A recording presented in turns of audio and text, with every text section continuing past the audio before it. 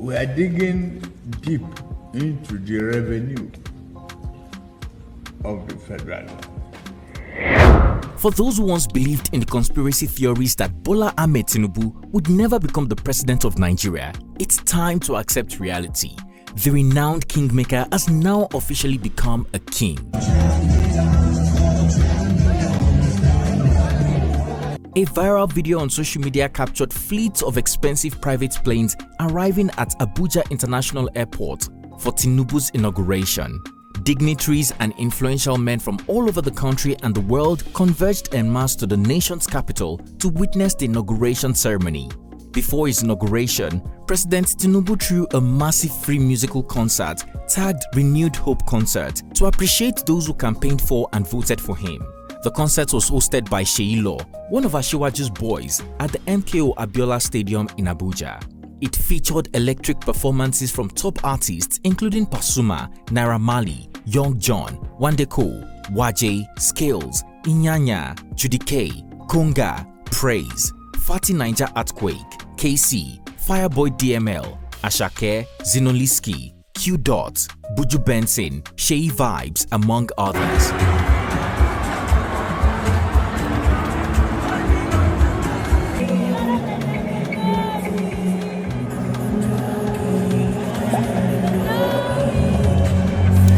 This concert was followed by an inauguration dinner attended by the outgoing president and vice president alongside notable world leaders, including the president of South Africa, Sierra Leone, Ghana, Burundi, Liberia, the Republic of Congo, Ethiopia, Central African Republic, Gabon, the Prime Minister of Morocco, the Vice President of Venezuela, and many others.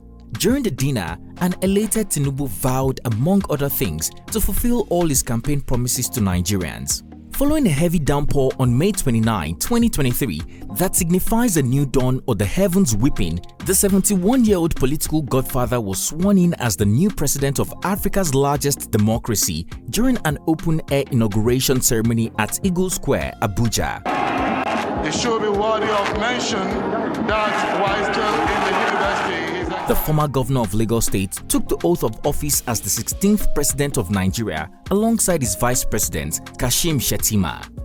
While former President Buhari departed to Daura, his royal home in northern Katsina state, an elated Tinubu vowed, among other things, to fulfill all his campaign promises to Nigerians. We acknowledge the need to combat corruption, policy inconsistencies, and other issues that plague us. However, I do not seek pity. I willingly took up this role, campaigned for it, and I assure you that I will do my obligations without any excuses. Tinubu said. What are these promises? Will Tinubu fulfill them as promised, or are Nigerians gearing up for another failed governance and continuation of the Buhari regime?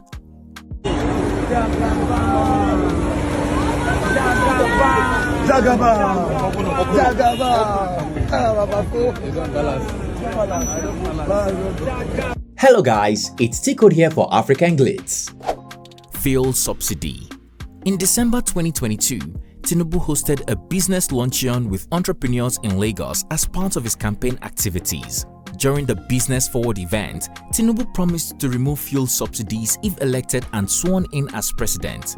The 71-year-old president stated that no matter how long people protest, it won't stop him from removing fuel subsidies because Nigeria cannot continue to subsidize fuel consumption in neighboring countries and for Nigerians. Why should I have 4 cars and be paying subsidized petrol for Cameroon, for Niger, for Benin Republic?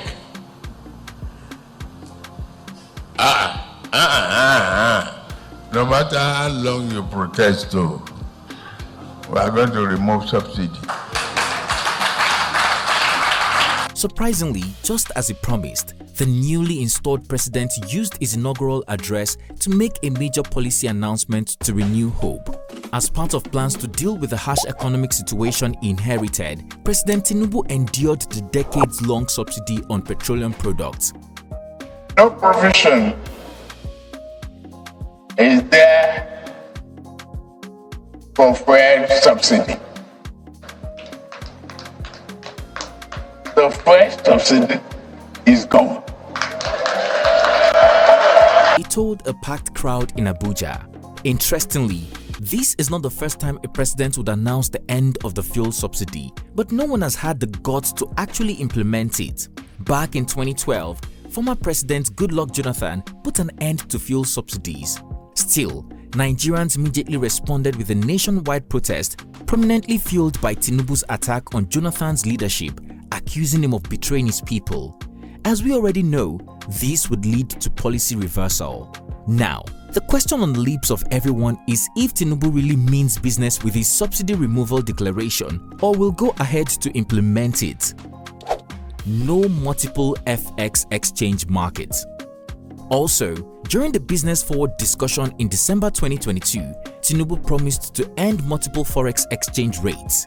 I will eliminate multiple FX exchange rate regimes when I become the president in 2023, he said.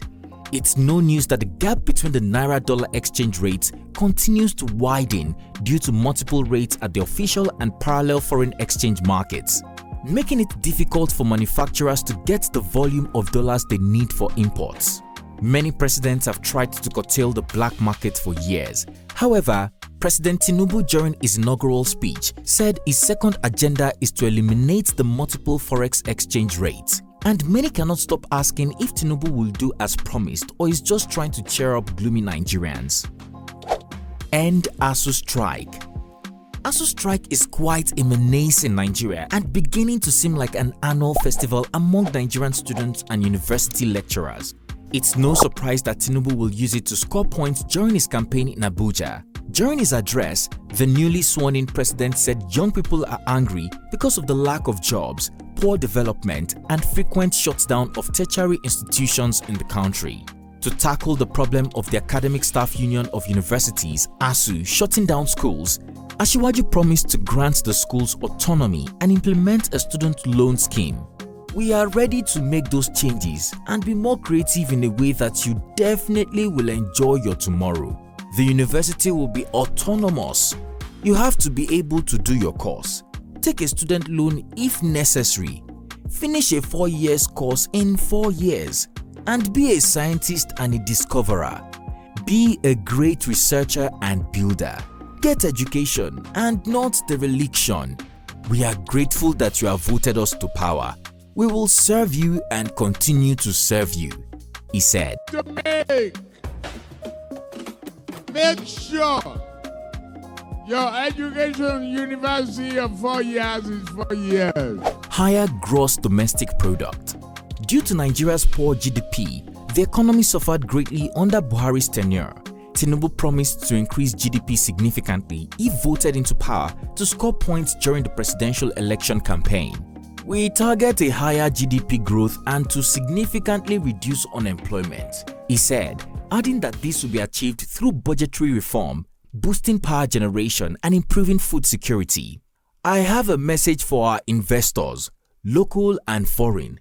Our government shall review all their complaints about multiple taxations and various anti-investment inhibitions, he further stated. Reduce unemployment. During Tinubu's campaign at Osogbo in Osun State, he promised to provide jobs for unemployed Nigerians. I make a social covenant with you today that the unemployed among you will get jobs. Those with no skill will be provided with the relevant skill that would put food on their table. When we get to government, we will make soft loans available for market women and business owners, he stated. Agricultural policies. The Nigerian land is green, in fact, greener than many African countries. Yet, farmers live in poverty, faced with pests and diseases, and owing to poor storage facilities, with most containers leaving the country empty and over 70% of Nigerian agricultural products being rejected in the global market. To curtail these, Tinubu promised to beef up agricultural policies if elected. He said in his campaign manifesto, to continue assisting our ever-toiling farmers through enlightening agricultural policy that promotes productivity and assures decent incomes so that farmers can support their families and feed the nation. Public infrastructure. even though Lagos State, which he claims is his pet project, has only been modernized with low-speed trains, thugs, and toll gate infrastructures, Tinubu promised a modern public infrastructure during his campaign.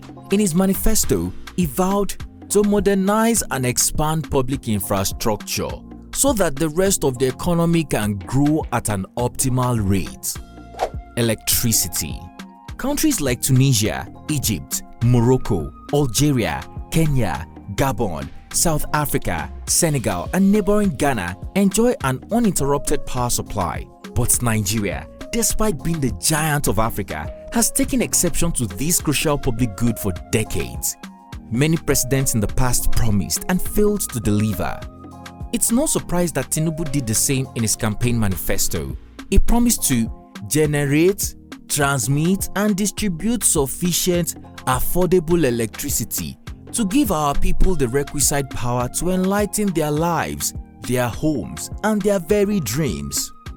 Essential public goods, education, healthcare, and housing especially, are deemed almost free in Nigeria.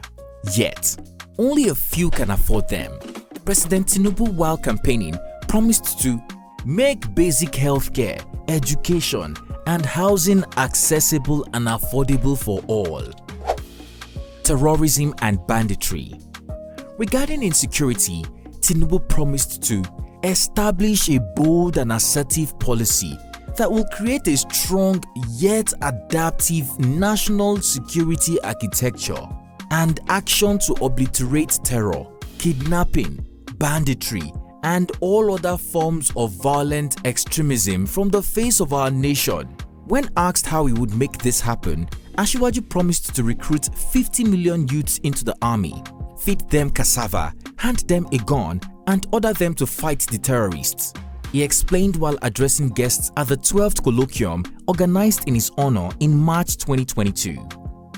Recruit 50 million youths into the army and Islamization of Nigeria. Just ahead of his swearing in as Vice President of Nigeria, while speaking at the inaugural lecture of the incoming administration in Abuja on May 27 of 2023, promised that he has no Islamization agenda. This is despite reports linking him to terrorist organizations. He said no religious agenda backed the Muslim ticket that brought him and Tinubu to power, and it was only a child of necessity. I was a child of necessity. There is no Islamization agenda. Asiwaju Bola Ahmed Tinubu is a Muslim who is married to a Christian. Not only a Christian, but a pastor in the Redeemed Christian Church of God. For someone who has not Islamized his family, people are alluding that he has the intention to Islamize the nation. Politics is about perception. As we begin the formation of a new administration, I deliberately picked an Igbo man, a Catholic, to be my chief security officer. He noted, for the purpose of inclusivity and togetherness. Again, I deliberately picked a northern Nigerian, a northern Christian, to be my ADC. So the so-called founder of Boko Haram is going to be protected by, he asked, as a way of solidifying his promise not to Islamize Nigeria.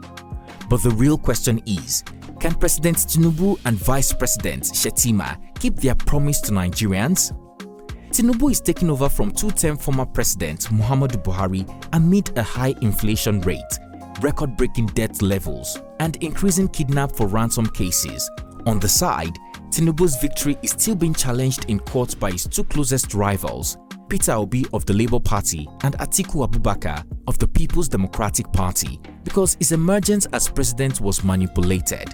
This implies that Tinubu's reign might be short if the court rules against him. On the other hand, Tinubu has spent months in London and France being treated for an undisclosed illness since 2022, causing many to question his competence. Jagaban has been captured wearing pampers, moving around with a catheter, and even at his inauguration ceremony, he was captured staggering around the stage. In the past, Tinubu has brushed off the criticism, saying the job does not require the fitness of an Olympic athlete and his associates. He always quickly reminds everyone that US President Joe Biden is older than their dear Asiwaju. Now that the real work begins, would you say Tinubu is up for the task? Can President Tinubu deliver on all his promises to Nigerians? How long do you think it will take him to deliver his promise? 4 years or 8 years? Or will it become another failed promise to Nigerians? Finally, is Tinubu serious about implementing fuel subsidy removal and multiple forex exchange rates? Share your opinion in the comment section down below. If you found this video informative, please comment, like and share. Also, don't forget to hit the subscribe button to be notified every time I upload a new video so that you don't miss out. Thanks for watching and see you on our next one.